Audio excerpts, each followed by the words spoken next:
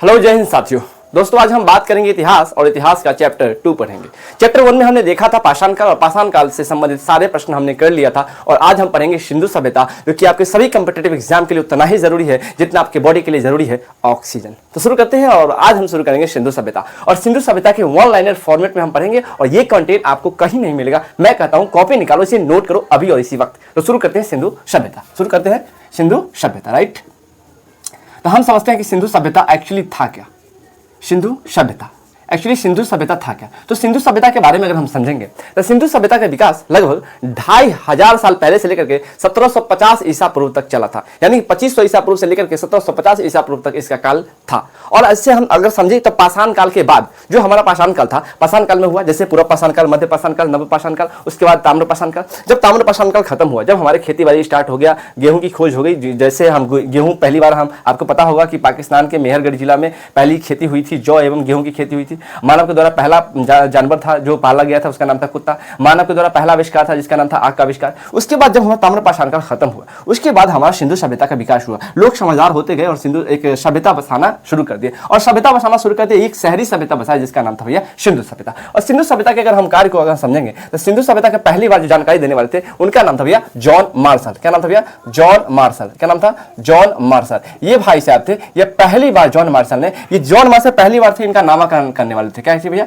नामकरण करने वाले। तो इन्होंने नाम रख दिया इसका सिंधु सभ्यता। क्यों रखा भैया? तो पहली बार जो जानकारी देने वाले थे उनका नाम था भैया चार्ल्स मैसन। क्या नाम था? चार्ल्स मैसन। क्या नाम था? चार्ल्स मैसन। क्या नाम था? चार्ल्स मैसन। तो चार्ल्स मैसन भाई साहब ने सिंधु सभ्यता के बारे में जानकारी दिया और बताया कि देखिए यहाँ पे ना लगता है कोई सभ्यता का विकास हुआ है। तो बताया ठीक है भैया। बाद में खुदाई किया गया, सिंधु नदी के तंत्र के आसपास इसकी सभ्यता का विकास था, तो खुदाई किया गया और वो खुदाई किया भैया किसके नेतृत्व में? तो वो थे भैया, वो थे हमारे दयाराम साहनी। क्या नाम था? दयाराम साहनी। क्या नाम था? दयाराम साहनी। और दयाराम साहनी के नेतृत्व में 1921 में इसकी खुदाई की गई। ठीक है।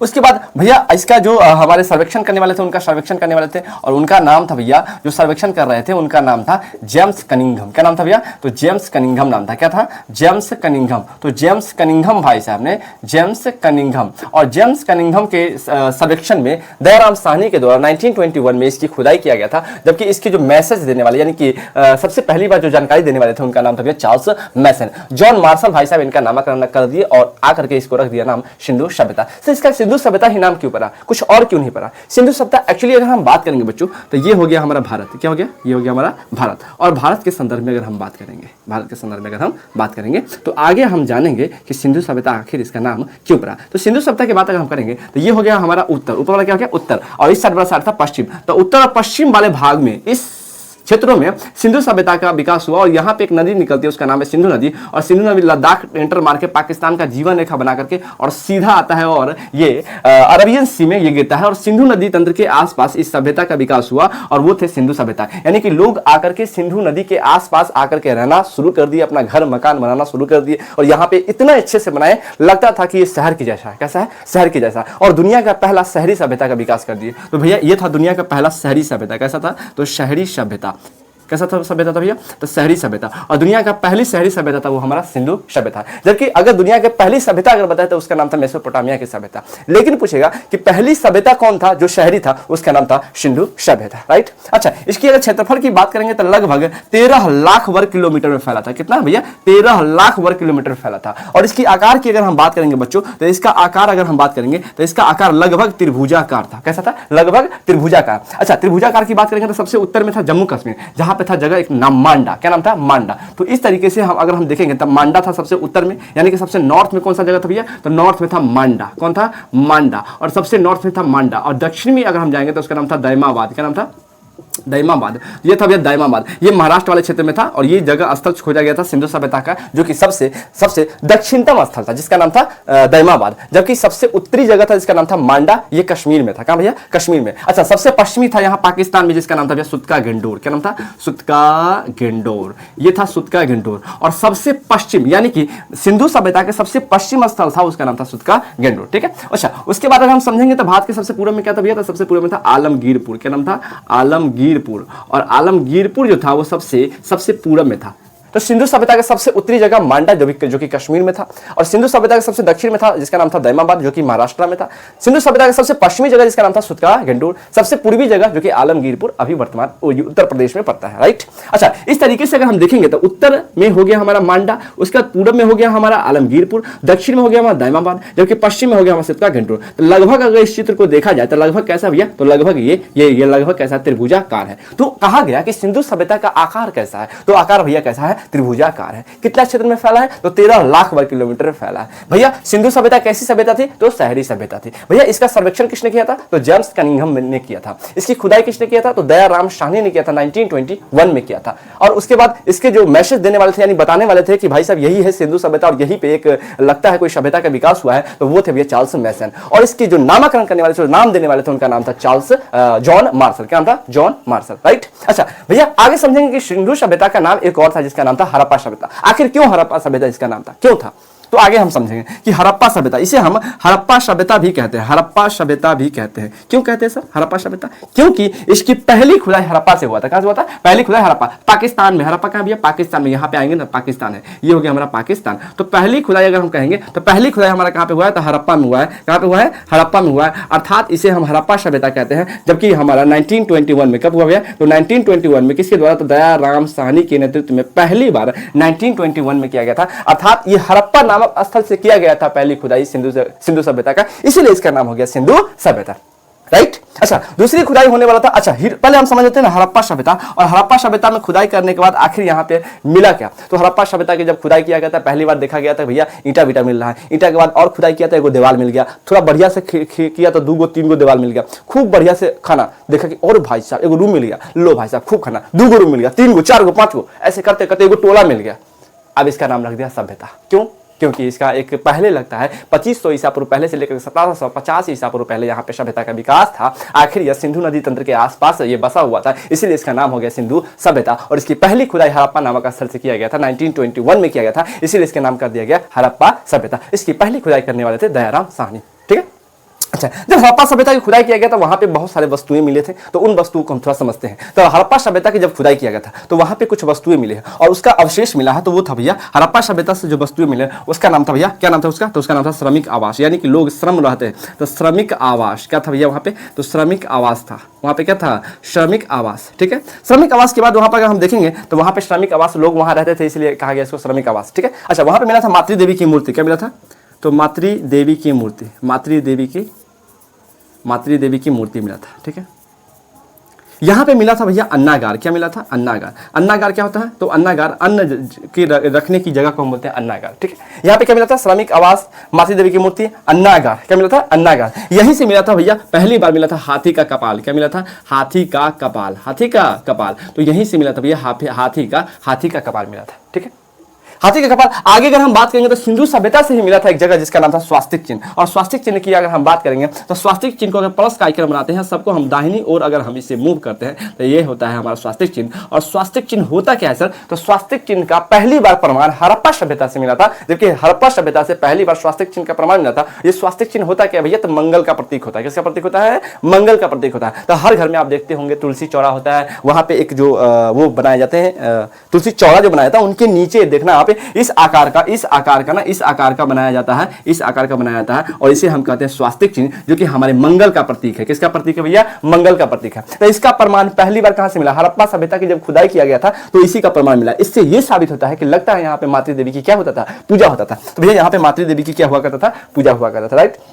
यहीं पे मिला है भैया अन्नागार, क्या मिला है, अन्नागार। यहीं पे मिला है हाथी का कपाल, क्या मिला है, हाथी का कपाल। और यहीं पे मिला भैया ताबूत, क्या मिला है, ताबूत। यहाँ पे मिला है ताबूत, मिला है, क्या मिला है, लकड़ी का ताबूत। कैसा ताबूत था भैया, लकड़ी का ताबूत। क्या मिला भैया, लकड़ी का ताबूत। यहीं पे लकड़ी का ओखली भी मिला है, क्या मिला भैया, तो लकड़ी का ओखली, लकड़ी का ओखली। तो यहीं से भैया मिला है लकड़ी का ओखली, क्या मिला है, लकड़ी का ओखली, ठीक। अच्छा यहीं पे मिला है भैया RH37 नाम का एक कब्रिस्तान मिला है, क्या मिला है, कब्रिस्तान मिला है। तो RH37 नाम का एक कब्रिस्तान मिला है। ठीक है, जब इसकी खुदाई किया गया था तो हमें पता चला कि भैया यहाँ पे श्रमिक आवास है, मातृ देवी की मूर्ति है, लोग मातृ देवी की पूजा किया करते थे। यहीं से मिला है भैया अन्नागार। क्या मिला है? अन्नागार। तो यहीं से मिला भैया हाथी का कपाल। क्या मिला है? हाथी का कपाल। यहीं से मिला है स्वास्तिक चिन्ह, और यहीं से मिला है लकड़ी का ताबूत, यहीं से मिला है लकड़ी का उखली, और यहीं से मिला है RS-37 नाम के कब्रिस्तान। ठीक है, यहाँ पे एक सिंह वाला जानवर भी का भी अवशेष मिला है। कैसा? तो एक सिंह वाला जानवर, एक सिंह वाला जानवर, तो एक सिंह वाला जानवर का भी अवशेष कहां से मिला है? हड़प्पा सभ्यता से मिला है। राइट।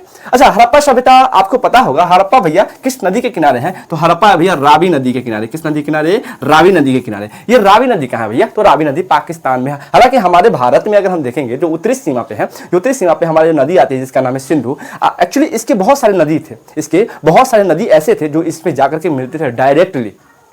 जैसे ऊपर देखें सिंधु, झेलम, चिनाब, रावी, ब्यास, सतलज, सब इसकी सहायक नदी थे। तो इसी नदी तंत्र के आसपास आकर के और हमारे शहर बस गए थे। और सभ्यता की बात करेंगे तो सिंधु सभ्यता लगभग अगर हम बात करेंगे तो 300 से भी ज्यादा सभ्यता था। 300, 350 से भी ज्यादा, लगभग 350 से भी ज्यादा सभ्यता था। सिंधु सभ्यता के स्थल अगर देखेंगे तो लगभग 350 स्थल से भी ज्यादा थे, और जिसमें से सबसे ज्यादा स्थल मिला है वो था भैया गुजरात। यानी गुजरात में अगर आएंगे तो लगभग 200 से भी ज्यादा स्थल मिले हैं यहाँ पे। सिंधु सभ्यता का सबसे ज्यादा स्थल कहां से मिला? तो हमारा भैया गुजरात से मिला है। लगभग 220 से भी ज्यादा स्थल यहाँ पे सिंधु सभ्यता के देखने को मिला है। राइट। अच्छा, 350 से भी ज्यादा मिला है। तो हड़प्पा सभ्यता आप समझ गए। श्रमिक आवास, मातृ देवी की मूर्ति, अन्नागार मिला है, अन्न रखने के लिए जो होता है बनाया जाता है उसे कहते हैं अन्नागार। हाथी का कपाल मिला है, इससे ये प्रतीक होता है कि लोग पहले हाथी भी रखा करते थे। स्वास्तिक चिन्ह मिला है, यहाँ पे लगता है कि यहाँ पे मातृ देवी का पूजा होता था। ताबूत मिला है, लकड़ी का ताबूत मिला है, लकड़ी का उखली भी मिला है, लगता है कि लकड़ी का उखली भी लोग रखा करते थे। RS-37 नाम के कब्रिस्तान, कब्रिस्तान आप समझते होंगे जहाँ पे लोगों को दफनाया जाता है ना मुस्लिम धर्मों में, उसे कहते हैं कब्रिस्तान।